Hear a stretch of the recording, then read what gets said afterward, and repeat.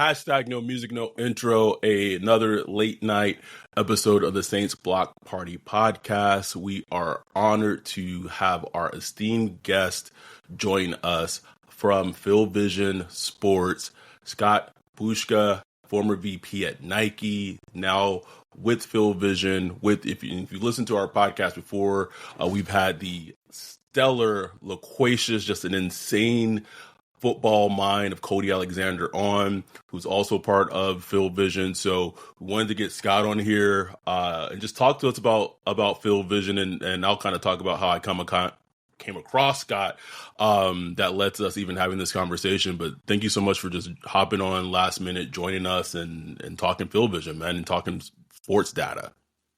Hey, fellas, thanks for having me on, and I appreciate it. It's going to be fun. I just have to tell you and the listeners, if you had Cody on, I don't know near as much about football as Cody. Not many people do. Hey, I saw on Cody's Instagram that he was at a concert, and I was like, that's the first time I've seen you in a picture without a football. What concert was it? It was Third Eye Blind, which should not be surprising if you know Cody. Yeah. So, but I'll do my best. I'll do my best. It makes sense. Yeah. Cody is awesome, man. Like we had him on 2 months ago, and I was just like, I kind of knew what to expect, but like hearing him in person, it was just like, golly. Yeah.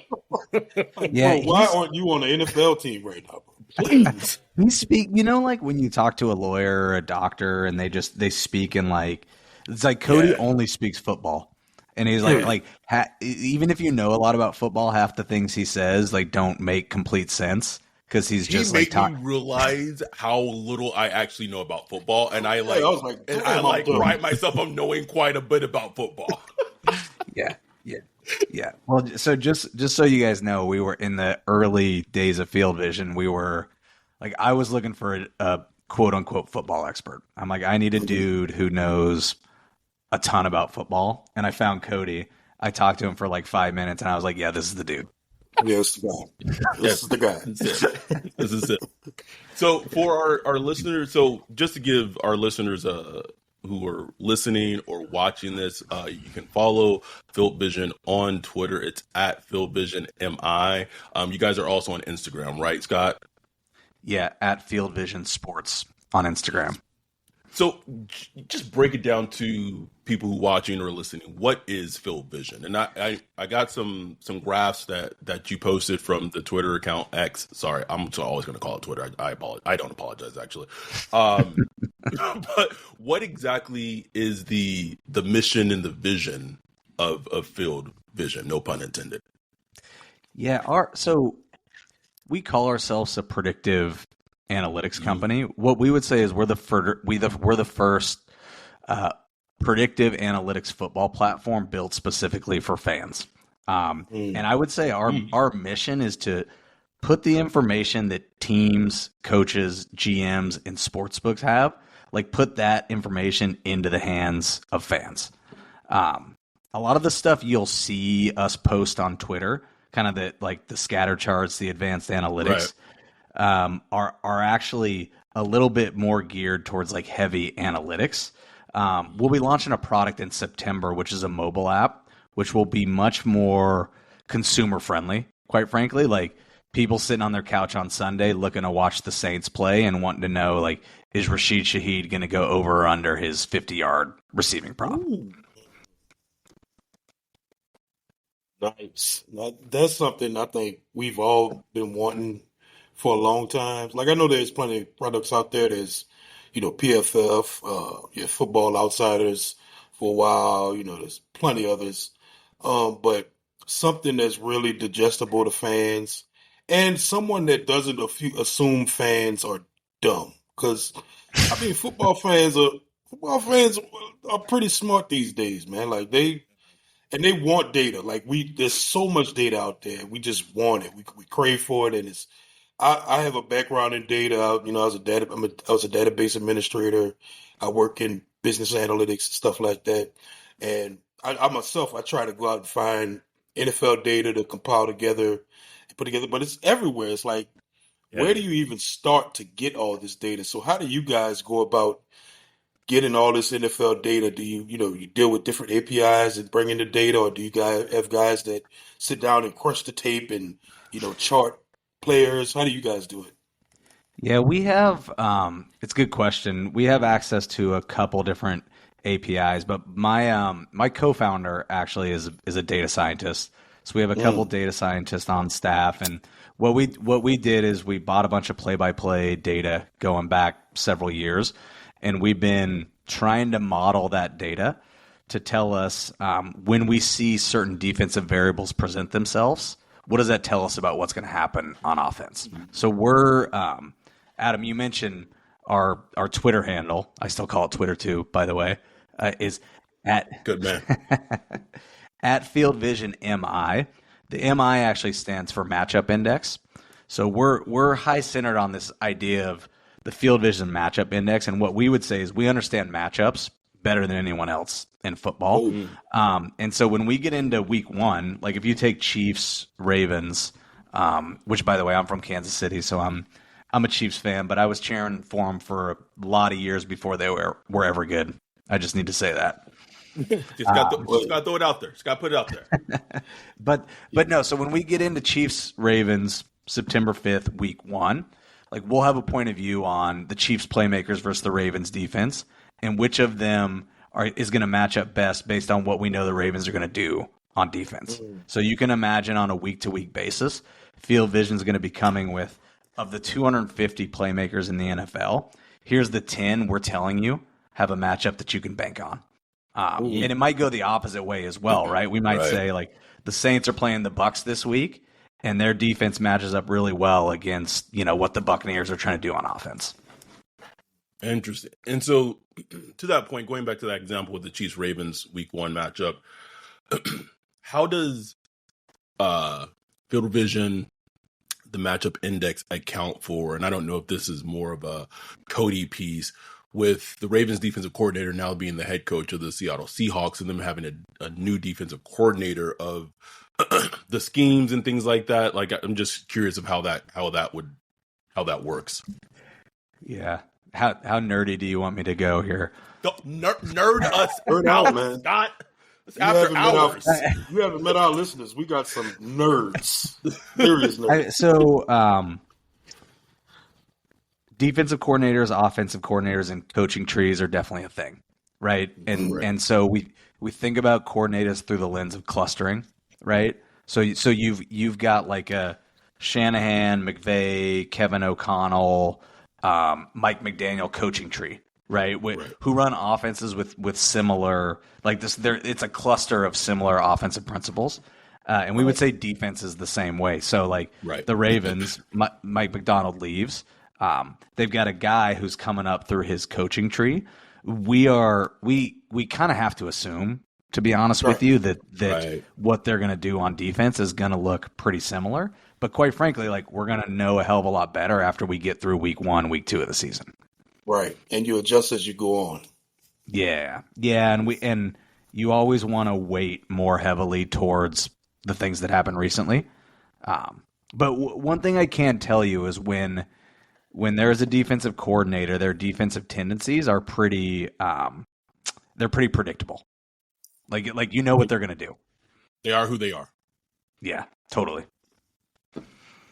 That's so fascinating that you guys are focusing on matchups, because I think that's like, I think you kind of found a niche there, because that seems like that's been one of the missing components you see with a lot of sites that bring NFL data, because they throw all this data at you. Hey, Rashid Shaheed does this. He does this versus zone versus man, or Chris Olave does this versus zone or man. Blah blah blah. This quarterback, but the specific matchup against who they're facing this week, their strengths versus your strengths or your weaknesses, and vice versa. That's a niche that I just hadn't seen out there, man. I think you're onto something. Even going back to the Ravens Chiefs example, right, in the playoffs, the matchup that the Chiefs bet on it was Travis Kelce versus Kyle Hamilton. Like, that was the matchup, right, in that game. And the Chiefs and Andy Reid were betting that Travis Kelce would get the best of Kyle Hamilton, who was an All-Pro, mind you. Like that was just good on good. It's fascinating. Yep. What actually in that, and I think we posted some stuff super early on, which we'll probably come back to it. But what was interesting to me about that game is actually the other side of the ball. And what Spags did to the Ravens is he played a bunch of man and he blitzed. And it's like playing man usually a death sentence against Lamar Jackson, unless you can blitz him and get home. And so he actually, like, if you dig into it, you're like, on a surface level, you're like, the Chiefs are going to play man against the Ravens, they're going to get smoked. But like they played man, and every time they played man, they blitzed and they got home, which was a little bit, at least last year, of Jackson's kryptonite. Yeah, and if I recall correctly, I believe Spags ran quite a bit of cover zero against the Ravens. Like he was just bringing it. I mean, Lamar, I remember him after the game saying, like, we weren't prepared for Spags blitz. And I was like, what? Like, how can you not be prepared? But that just goes to how well Spags schemed it up, man. Like that was quite a performance. I remember that. Yeah. Even going back, that I know this, but I think he blitzed on like 46% of snaps in that game. Yeah. Damn. Even going back to, right, we're talking about matchups, right? Lamar's first playoff game in the NFL was against the Chargers. And the Chargers did the exact same thing with Derwin James in terms of had him close to the line of scrimmage, had them blitzing. I remember that game just very vividly. And kind of fast forward to Lamar years later, and defenses, because we're kind of going with that same premise, defenses that still operate and play that way are still giving him fits, assuming that the defense works, right? Like it can't just be a defense that's just blitz 46% of the time and just assume that it's going to work, because it does not work like that. But just it's fascinating, very very exciting stuff. Yeah. Well, one dude, which I was in prepping for this thinking about, like, by the way, I'm a huge Willie Gay fan. Oh, but like if you're gonna employ a strategy like that, you got to have linebackers like Willie Gay who can shadow a quarterback like Lamar Jackson. And actually Chiefs had two of them, Willie Gay and Drew Tranquill. But that's a big part of, like, because if Lamar gets loose and you're playing cover zero and everyone's backs turned to him, you're smoked, right? But like the Chiefs, which Willie Gay is one of them, like having a linebacker who can run with quarterbacks like that's a huge asset. That's really fascinating. Yeah, go ahead. I know. You already know the point you're about to make. We're about to say the same thing. I mean, we like this. That's been like the Achilles heel, because Dennis Allen, through, I say, since 2017-18, has had a pretty consistent defense for the most part. But the one Achilles heel has been against mobile quarterbacks. And look, mobile quarterbacks hurt everybody, but it just stood out for him because, like, man, he would shut down Tom Brady, have Tom Brady looking like a bottom tier quarterback, and then the next week you have Jalen Hurts just running all over the place. So it's like, what is going on? Yeah, so I think, them getting Willie Gay this offseason, I think that was really a position they targeted, not only to compete with Pete Werner, but to fill that void as someone who could shadow mobile quarterbacks that could move, somebody that could blitz, somebody that could cover. We'll see. I mean, they didn't pay him a bunch of money, but I think from what we've heard, he's penciled in as far as, if not a starter, a huge contributor.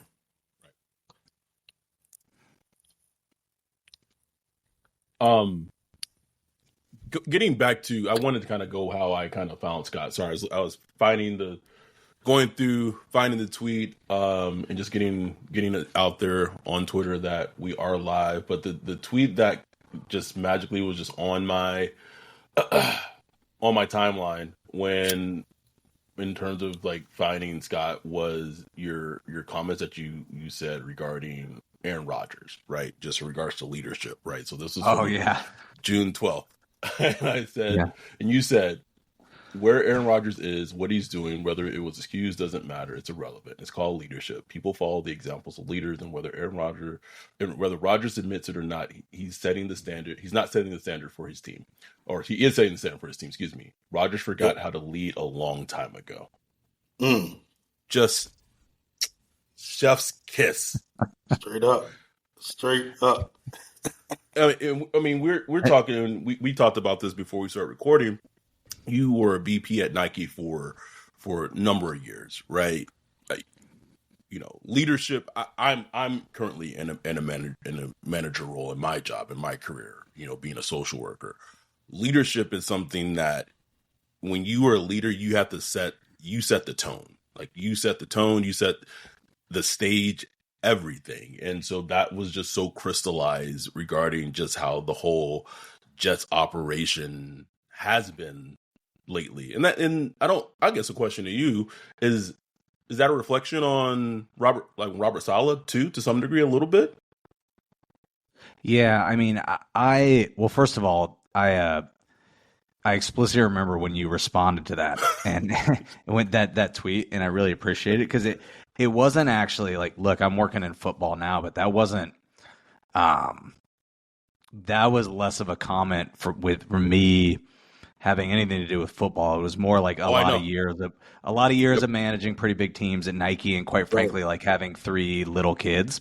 And it's like you lead by example. And if you're not willing to put in the work, it's like, I'm the founder of this company, Field Vision, and you guys are like, you want to get on at 9 p.m. at night? I'm like, yeah, I'll get on at 9 p.m. at night because I'm working every night. If I expect our team to be doing that, I should be willing to do it too. Somewhat what's weird is that I think somewhere along the way Rodgers forgot that, and it's almost like he became so full of himself, his ego got so big that he's like, I don't have to do that anymore. And yeah, good for well, I think it's like mostly an indictment on Jets culture and of course the leadership of Saleh because he is not treated as or never thought about himself as the leader of that team. It's Rodgers, right? Right. And when Rodgers just does whatever he wants to, it's I think their season's doomed before it starts. So tell me more about your background, coming from Nike. What was your background there, and how did you, what made you want to get into this? So I spent 12 years at Nike, mostly started in corporate strategy, kind of like strategy, went into innovation, went into footwear, and then my most recent job was I led most of what we call our business operations. But I started my career a long time ago in finance, doing the Wall Street thing, and I absolutely hated it. I ended up quitting that job, and I spent a couple years as an NFL agent working for a guy named Craig Doman, who's actually an agent based out of Colorado Springs. And so I have always been trying to like angle my career into sports. And quite frankly, it's like I love sports. I'm passionate about sports. And I'm probably most passionate about like the difference sports made in my life and the difference it makes in like, kids' lives as they're growing up playing it. So I've always wanted to build my career in and around sports and specifically in and around football. This just happened to be the right time where it's like 12 years at Nike. Like you work at a company that big. I was getting like farther and farther away from the reason I actually came to the company in the first place, which is like, this is a cool company that's about sport and like just do it. And quite frankly, like by the end of it, we're just selling shoes, like selling as many shoes as we can, So look, here I am, kind of building a company with a group of dudes that I like, and I think we're doing something cool. So yeah, we'll see how it goes. Well, we just the data that's kind of been posted on Twitter so far is just very informative. It's very eye catching. I think visual statistics and like visual models for people who are visual people is so prevalent and so necessary in like 2024. So just it being just as eye popping as it is, and it just kind of helps, even no matter where your level of football understanding is, high level, low level, it just makes it kind of easier for everyone to kind of see the picture that the data is saying.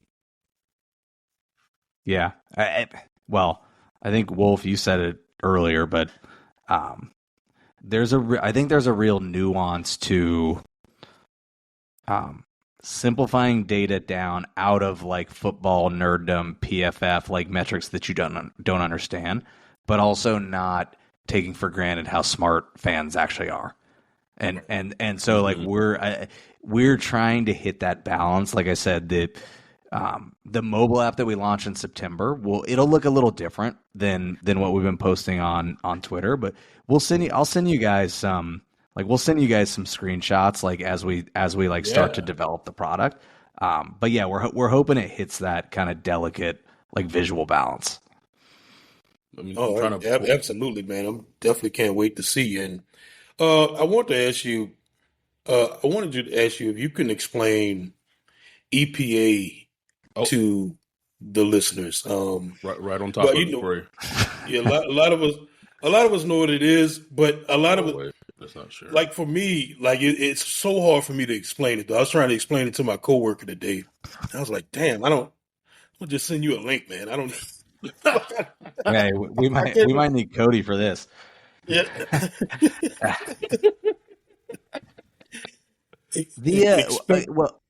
Yeah, I'll try something out on you guys. I'll see if you agree with me, because I've been having this debate with people on our team for a while. So, EPA, expected points added, is in theory it attributes a value to every single play in a game, right?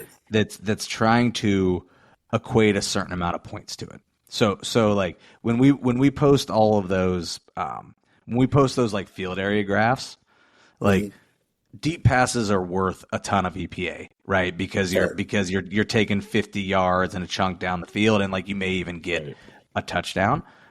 So it's very heavily weighted towards explosive plays and chunk yardage. The way that it's easiest for me to think about is actually if you get, because a lot of times you see either like EPA per play or like total EPA for a whole season. I like to look at it as EPA per game. And if you look at it as EPA per game, like so CeeDee Lamb in 2023 led the league for receivers in terms of like total EPA. He generated 107 expected points added throughout the course of a season. If you divide 107 by 16, let me just make sure I got my math right. or by 17, that equals 6.3 expected points added per game. And so what you're basically saying is like last year for the Cowboys, CeeDee Lamb was worth 6.3 points a game. Like if you were to take him out and put an average receiver in, he's giving you 6.3 points per game. So it's a metric that's trying to say like this is how much someone contributed to the total points a team generated in a given game. I think it's most consumer friendly when you look at it on a per game basis. I don't know if that helped at all. It does, and I think it's just looking at the number. I remember when I first started looking at it, it wasn't intuitive. When you first look at it, like, okay, 0.83, like its plays a 0.83. What does that mean in the grand scheme? But like you said, like once you look at it like per game, and especially if you apply it to, what this specific player brings per game as far as EPA, it definitely makes more sense. It does. I'm actually trying to share like the screen so it can actually like come up, and let's see if it works. Yes, no, maybe so. Oh no, it's coming. Yep. All right. Okay, I might need to like. I can't really make it bigger. Sorry. Can you click on the picture? Oh, duh. I'm smart. All right. So, so this is the the field area profile for Derrick Carr last season, his first season with the Saints. We're just talking about EPA. So I'm guessing this EPA 29.5 and this total EPA. This is only just passing yards is 128.1. So just for people who are going to be utilizing Field Vision in the future on the app in September, give us like a very maybe like layman terms breakdown of what this says about Derek Carr's season last year.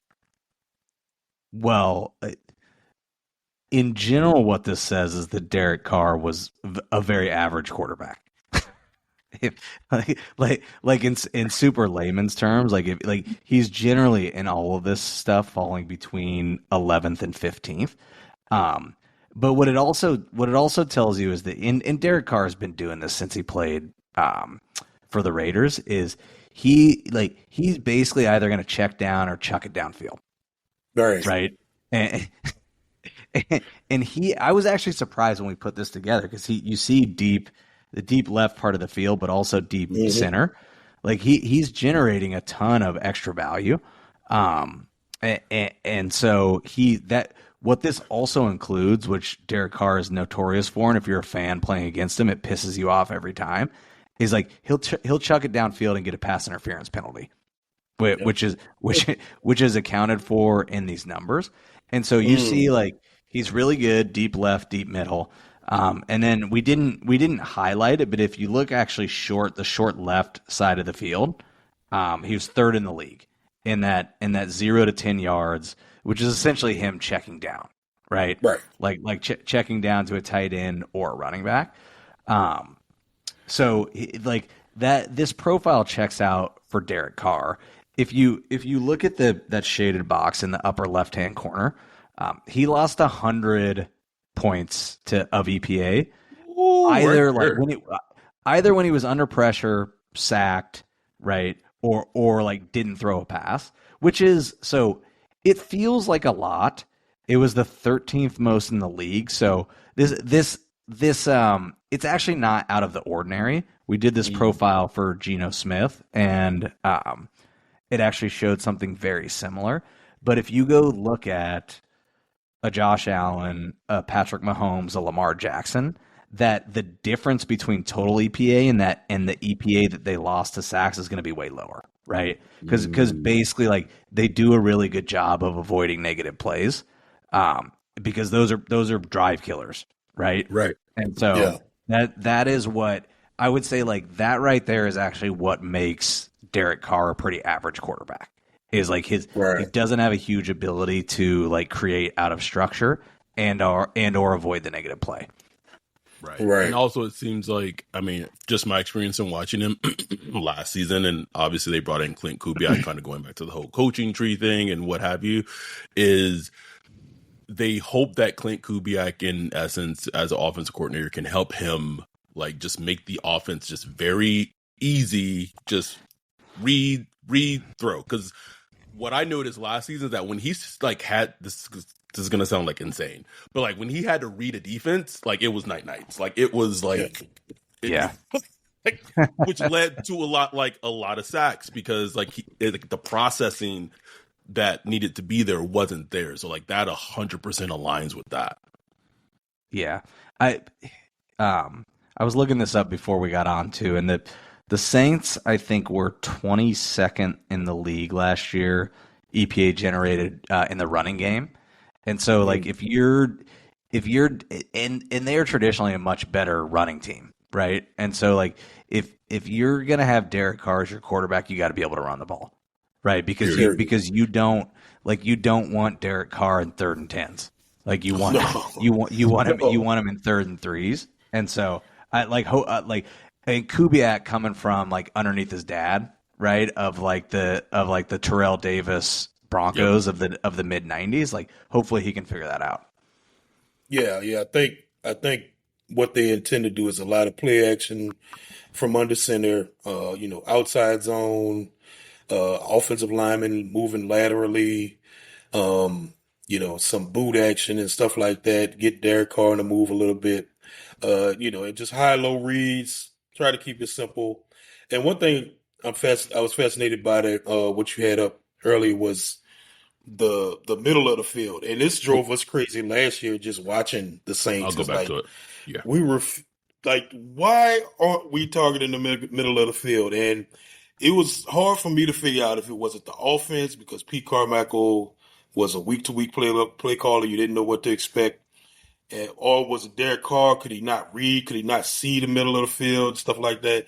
But it was just good to see this, like this, and be like, okay, it wasn't just my eyes. Like you could see this within the data that he was horrible in the middle Yeah, of the field.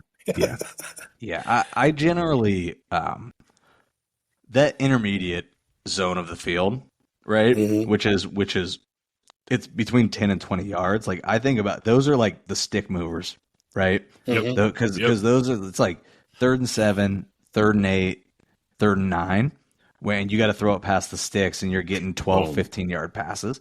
Yep. Because if you look at like the success rates deep are low, like they just are, Right. right? You're taking Makes Right. shots. sense. Yep. So like Derek Carr actually like 48% success rate, 46-33 is pretty good.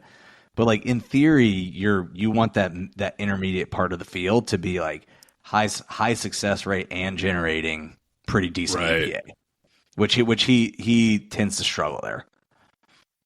Yeah. Quite a bit. Getting back to oops, not that. Getting back to staying with the Saints offense, you had put this out too before we were started to record today, is just the receiver profile. So we have the average success rate, and then the expected play average per play when targeted. So you said, look at the Saints playmakers in 2023. They didn't add a ton in the wide receiver room in the offseason. Is anyone going to take a leap in 2024? So no Michael Thomas, no Len Bowden. It seems like they're really banking on Chris Olave, Rashid Shaheed, maybe some Cedric Wilson, and maybe some growth from A.T. Perry. And more than likely, I would say AK being used more in the passing game than he has been the last couple of years to kind of hopefully help Derrick Carr in those areas. Yeah, I mean, I would be curious. Like you guys know better than me. I would have liked to see the Saints add another playmaker in the offseason. Hmm. Like it doesn't. I don't know. Shaheed's not like I actually really like Shaheed. Yeah. He's a really good number 3 threat deep. Like I just don't know who their number 2 is. I'd be curious your point of view on that. No, it's like the big question going into this offseason. We were screaming for uh who was the tight end? Brock Bowers. Brock Bowers. We were screaming for Oh him yeah, in the draft, but we knew it was, we One pick knew away, Ryan. One pick away. one pick away, but we knew offensive line was like a huge, was a huge target for them. But yeah, I mean, it's a big hole. When Michael Thomas gone, the hope is kind of like a A.T. Perry, but he only had 12 catches last year. Lot of talent, a lot of potential there, but it's still just potential. They drafted Bub Means like in the 5th round. Again, potential, but we don't know. So yeah, it's just a huge question mark as far as what are they going to do there. There's some expectations for the tight ends to step up a little bit, but Jawan Johnson, he's hurt his foot. We don't know how long he's going to be out. And we didn't even know like how much he was going to be contributing. So I mean, it's just a lot of questions there. The hope I know is that for Alvin Kamara to get involved more in the pass game. I see him there. He had what was that? Is that a 4.5 yard average depth of target? Like you can look at that, but just if you look at the eye test, like if you actually look at the tape, Alvin Kamara is like there's still a lot there. Like all Saints fans, most people will tell you is like, come on, man. It was definitely a way he was used that was definitely a problem, and the hope is that Clint Kubiak will add a little more flavor to his skill set because Alvin Kamara is like a very skilled runner. He's a very skilled passer, not just checkdowns, but like literally running routes out the backfield, lining up in the slot, on the outside. He could do it all. So I think that's part of yeah, the hope. But yeah, man, it is a big question, man, when you look at it like that. I will say it feels like the team also felt it too. So I don't know if I I say this during our draft recap? The team really wanted to add a big receiver in round 2. Like they really wanted to, and I don't, Xavier Leggett, I'm forgetting who the Bills drafted, Keon Coleman. Keon Coleman. The run happened before they got on the clock, and then they kind of just went BPA and took Kool-Aid McKinstry. But it was a area that they really wanted to add that in the draft. I also, even though he's not big, I think they would have also liked to draft Lat McConkey, who went to the Chargers. So the way that you see it is how kind of the team saw it as well, and it just didn't play out with the way they wanted to in the draft. Yeah. Is there any buzz with Means coming out of like OTAs? Not much. He's still, but he's one of those players. Yeah. I mean, his head is still spinning, but from everything I've heard, he's physical. Him and Spencer Rattler had kind of a nice connection early in OTAs and minicamp. So it's one of those things where we just got to see how training camp plays out. It's going to be huge for him because I think he's going to get a lot of opportunity, and I think he has the skill set to succeed. But again, we talking about rookies. So you just never know. Yeah. We do have a question from a listener, our dude Dante. He said, with fans becoming smarter, do you, Scott, feel that the NFL is adapting fast enough to what fans want to know?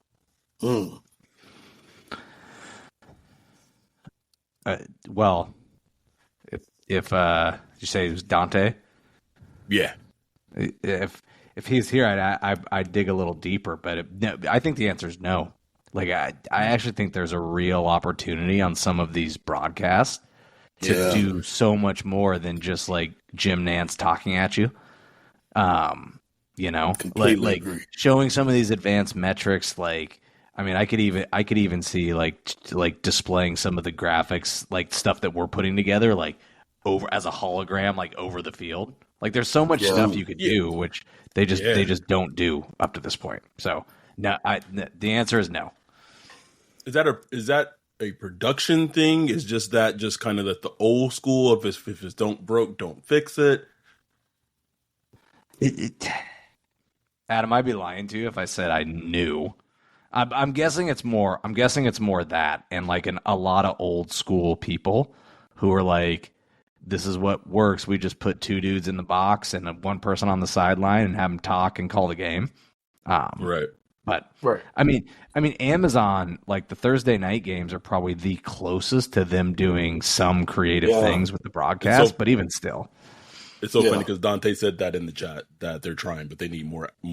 They need more across the league, just in general. Yeah. No, I've heard it from like former players that went on to do color analysts. And how they start off trying to give all this information and stuff, but they get told by the production heads and the executives and like, hey, man, dumb it down a little bit. Like people don't want to hear all that X and O stuff. Just, and I'm just like, I do want to hear the X and O stuff. So, I mean, maybe they're right. Maybe there is some data there that people just want to hear like real basic football stuff. But I just know what I see, man. I just know a ton of fans want like real high level stuff. Yeah.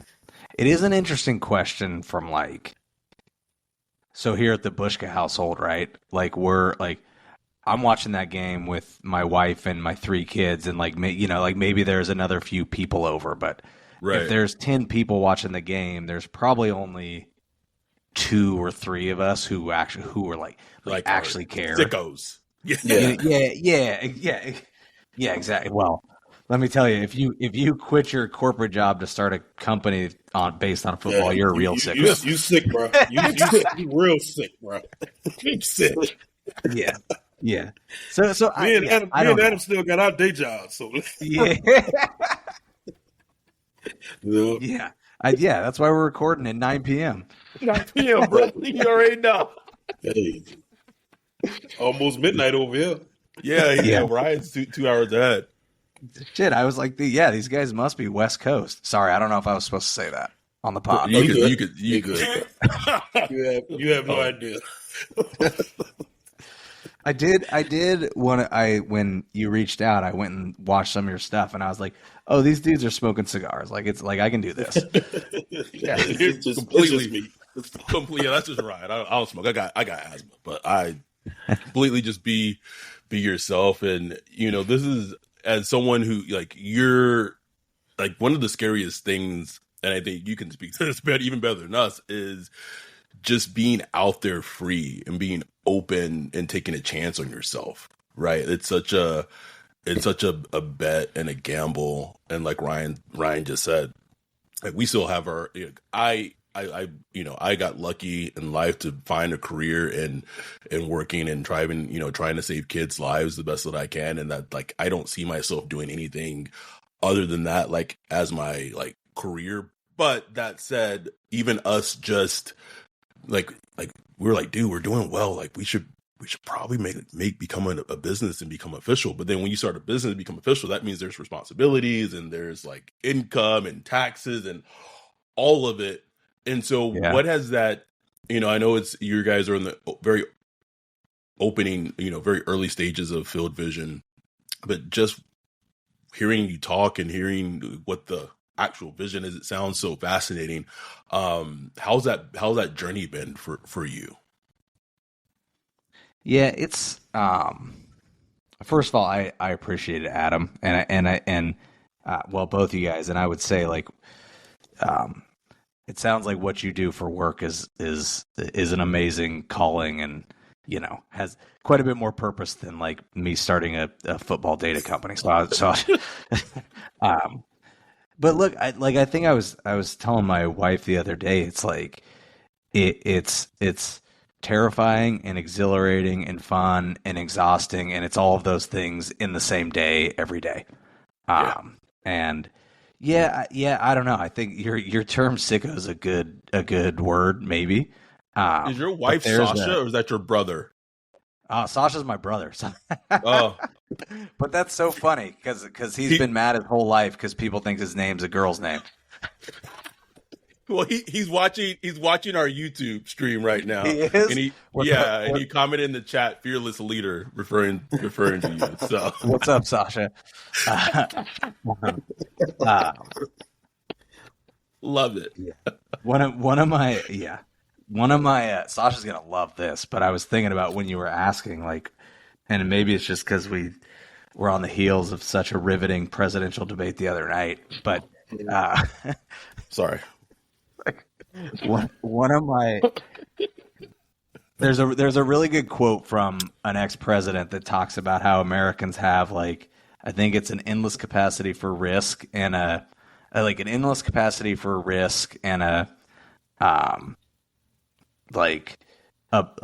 gift for reinvention. And I just love that. Like I feel like our country in general was built on people, like, taking risk and, like, reinventing themselves as they go through their career. And so that's, like, kind of how I think about what we're doing at Field Vision right now. Yeah, man, I love it, man. I love this. Just trying to find niches out there. Trying to find, I mean, there's a demand for this stuff. You know what I'm saying? Like, there is definitely a demand. I know me. I'm always looking. I don't play fantasy. I don't gamble, but I love just finding the data. And I'm not one of these people that just depend all on data, because I love the battle that happens between, the tape watchers and the coaches and stuff like that, and the data people, the analytics people, and there's that kind of battle going on. I just love I love that whole thing. Go ahead. The never-ending battle of, like, is running the ball lead to, like, more effective play actions? Is just going to be one. My dude, Patrick Claiborne, we've been talking about, fussing about momentum for, like, motivation. Momentum, man, momentum. Momentum exists. Momentum. I heard. I was listening to a podcast recently that was trying to quantify clutch. Like, can you quantify clutch? Is there such thing as a clutch quarterback, or is that something we're kind of making up in our heads? No, there absolutely is. Of course, and it's just 100%. fascinating. Exactly, but it's so fascinating trying to quantify that stuff with data, because sometimes the data shows it, sometimes it doesn't, and sometimes we're just not collecting the right data. So I just think it's just so fascinating. Yeah, and it's funny too, because I think some of those things is just you know it when you see it. Like I don't think there's any data to maybe quantify it. Like I know that Patrick Mahomes is one of the most clutch quarterbacks ever played it because we've seen it. Like I don't need numbers to show that we've seen it. So it's all fascinating. It's late. It's late. I wanted to ask Scott one more question. What is like something since you started Field Vision in terms of the data mining or what have you that I don't know if I won't even use like a Eureka moment, but something that you and the team is just so proud of just being able to kind of quantify with the data you guys have put together and come up with in terms of analyzing it. Yeah, that is a great question. I think what I would say is sometimes it feels like there's two camps in football, right? There's like either the camp which is like data tells you everything and that's the answer, or the camp of like we're old school football dudes and like we can watch it with our eyes and we know who's good and who's not. And the thing that I think has been fun for us as we've started to, and I'm sure Cody talked to you guys about like we're developing kind of these proprietary metrics around like havoc rate to rank defensive players, or like we're calling it threat rate to rank offensive players. Is when you put together metrics like that, what you find out is that they reinforce most of what your eyes tell you.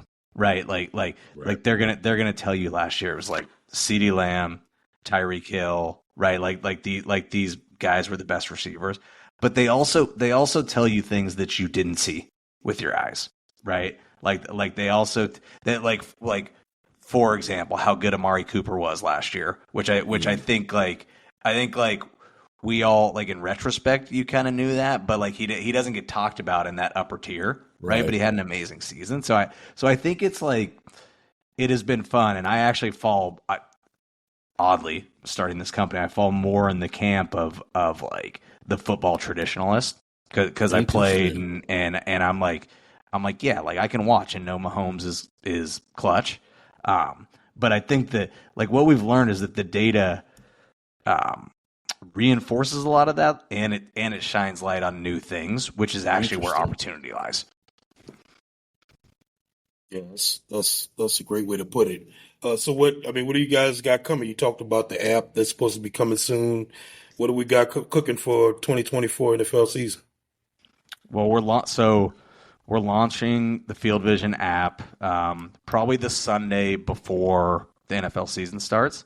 And actually, if you look at starting July 15th, we're going to be putting out. I mentioned our kind of like branded metrics, havoc rate, threat rate. So we'll start to put out rankings like cornerback rankings, linebacker rankings, team defense rankings, and we'll kind of roll that all the way into the season.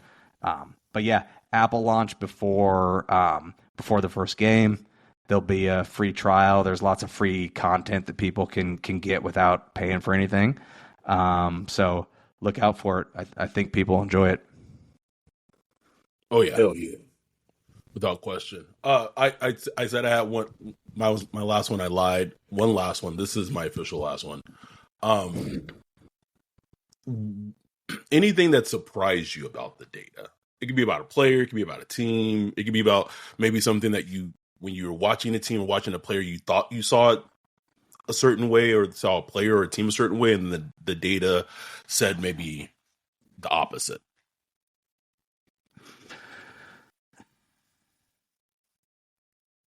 I feel like you might have stumped me.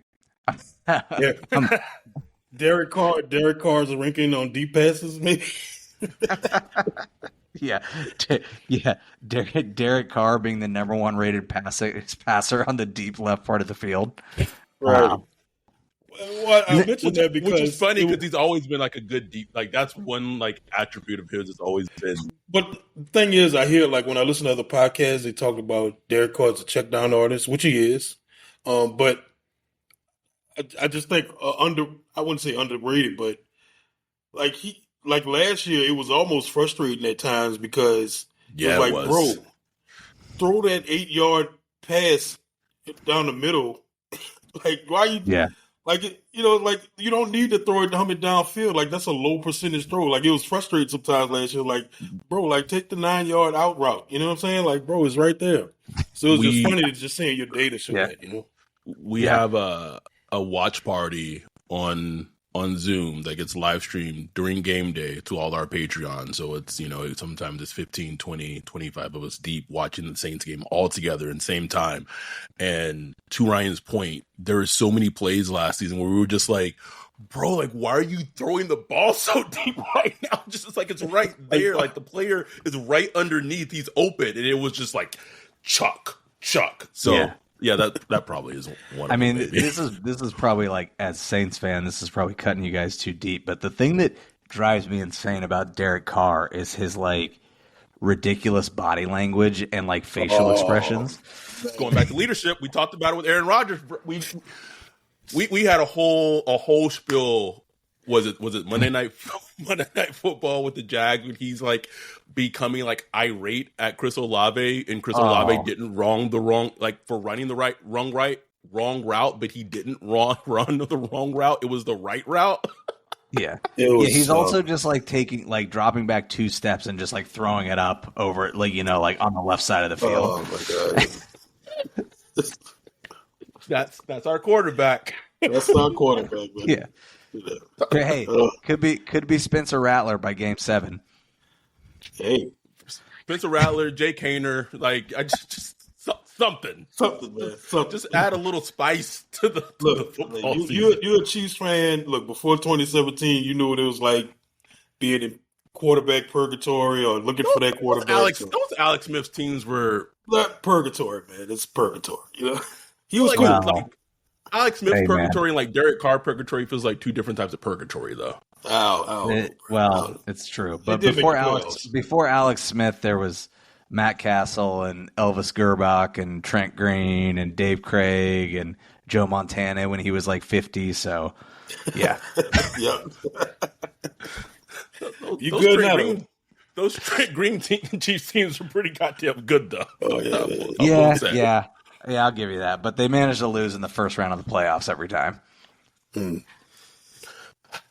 Scott, man, as people like we are all 3 of us doing this podcast late at night. It just goes to show like we love what we do and we're passionate about what we do. So thank you for coming on so late. I know you had to pick a time where the kiddos were asleep and all that, but very excited for Phil Vision MI. Definitely something that we're going to heavily promote as the football season comes around, because it seems like it's right up our alley. Get our listeners downloading it, and just wishing you guys all the best. It sounds like the niche that you guys are wanting to reach out to is just perfect, and it just seems like it's just something so different in a very heavy data driven sports football market. So thanks for coming on, man, and just chopping it up with us and telling us about Phil Vision, man. We really appreciate it. Yeah. Hey, listen, man, you dudes are awesome. Thank you so much for having me on, and thanks for what you guys do. And hey, I'm happy to come back on anytime. So just let me know, man. But we'll like midpoint in the season, we're gonna have like a Field Vision, like maybe like December, November, or whatever. We'll have a Field Vision kind of follow up with how you guys are doing and seeing how the Saints are doing early in the season. Let's go. I'd love to. You can check our math. No, that would be my girlfriend, Jay. If you read my draft article, that was all. The numbers all come from her. That's all her. But all right, good. Well, tell her to subscribe. She is an epidemiologist, so she would be more along the lines of like, can I do this as my side gig type of thing? Like that's the type of stats that she does. But appreciate it, man. Thank you so much for coming on, and we think we can't thank you enough, man. Yeah, awesome, dudes. Talk to you later. All right, man. Have a good one. So that was our amazing, just fun conversation with Scott. Please follow Phil Vision at Phil Vision MI on Twitter, X, and then on Instagram, it is Phil Vision Sports. Thank y'all for joining us late. We don't know what time it is, but good ass episode. Like, you can't ask for more, man. Can't ask for more. Real man, that was awesome. Can't wait to see what they got coming out, bro. Like that's gonna be some good Yeah. shit. So we will be back sometime, probably not before this week. So enjoy the time out. Real quick. We're wrapping this up. So the Saints announced some practices are going to be open in New Orleans. One at the Superdome. Where's the other one at? Tulane Stadium. There you go. Oddly enough, there has been no announcement made regarding any of the practices in Irvine. Nope. Getting to the point where it's looking like they're not going to open a single practice while they're in Irvine for almost an entire month, including joint practices against the 49ers from the 15th to the 16th. Nope. Just can't think of a bigger way to slap a fan base in the face, bro. And they're going to give us 2 nice practices when they come home after August 20th. It's like, what are y'all doing, man? Saints, what are y'all doing? What are we doing? It doesn't make sense, man. Like I could guarantee you, with all the people, just Patreons who are out here, we could have been at least 15, 20 deep, bro. At least 15, 20 deep. And now, nothing. More than likely, nothing. It just bad. It's bad business, bro. It's bad business. And you got a team where you got a fan base that's becoming apathetic. Someone got in my mentions and said, and when I was on my tangent on it on Twitter and was like, damn, they really doing the fans like that? I was ready to fly out to Irvine. You know what I'm saying? Like you talking about Saints fans here. Talking about Saints fans, bro. Come on now. All right. Saints say, here, damn. Take these 2 practices. All right. I'm just saying, like, coming off the 2 seasons that they've had, you have a head coach who's 24 and 46. You have Derrick Carr as quarterback who played at best an average NFL quarterback at best, even just going by field vision's standards, and it matches exactly what we saw. Although he played way worse than average at times, it just feels like like no one in the front office gets it. No one gets it, bro. We couldn't give away tickets last year. We couldn't give them away. Begging people, please take the tickets. We stopped even putting qualifiers on it, Ryan. You didn't have to answer a question. You got nothing. Just take this shit off me. Nobody wanted it, bro. Like, come on. And y'all can't help the fans that do want to see y'all asses. Y'all can't open up a couple practices. Like, thumbs down. It's trash. Dante said, how many ways can they show they hate us? From the Loomis pressure to the tongue-in-cheek schedule release to this. I don't... It's like what Ryan said, man. When no one is worried about their job, right? Yeah. This is what you get when everyone's like all made. Like the only person that may be worried about their job right now is Dennis Allen, but the true people, Mickey Loomis, Lucia, they good. Chilling. Like what impetus do they feel like they have to change? I could get a whole tangent regarding my job, but when you have people who are not even enabled, but they keep getting the message that whatever they do, there's no repercussions or no consequences to it. This is what you get, bro. Like no one's gonna, and I feel like I'm the only person. You too, but like we're the only people who are really even bringing this up as an issue. Like everybody else, it's like no offense to like Saints media, but like it's weird, bruh. Even going back to when me and our dude Julio went to the training camp practice last season with the Chargers and the Saints, and I get it, the Chargers are out here, but the Chargers opened the practice up, and the thing that is more frustrating about this whole thing is that there are no barriers that would keep the Saints from having fans at the practice. The Chargers and Rams are okay with it. The NFL is okay with it. We know that the facility that they're going to be at can fit fans, and it's accommodated for fit fans because the Rams were out there last year. So the only thing that is stopping them is either want to or they don't want to sell out the money to do it. Maybe both. I don't know. Either way, it's bad business. Broke bitches. Broke bitches. Anyway, had to get off my chest, man. But it's maddening, man. But anyhow, we appreciate y'all. Thank y'all for joining us so late. It was a great episode. If we're not back before this week, we probably won't be. I hope everyone have a 4th of July, even though this country is thank you. Ooh, big shitty. Big shitty. Like someone thought they was gonna fart and they just messed up their draws, bro. That's the U.S. right now, bro. U.S. right. The Olympics, though. The Olympics is coming back, bro. USA. It's the height of our patriotism. What's wrong with us, Ryan? I don't know, man. Anyway, have a good 4th of July. Try to enjoy. Oh no, enjoy yourself, man. Please be safe. Enjoy. Make, as always, man. Make memories with the people that you love. That is a testament and a model of our podcast, man. So just make memories with the people that you love. Be safe. Have fun. But anyway, we'll be back next week. With that, we're out. Peace.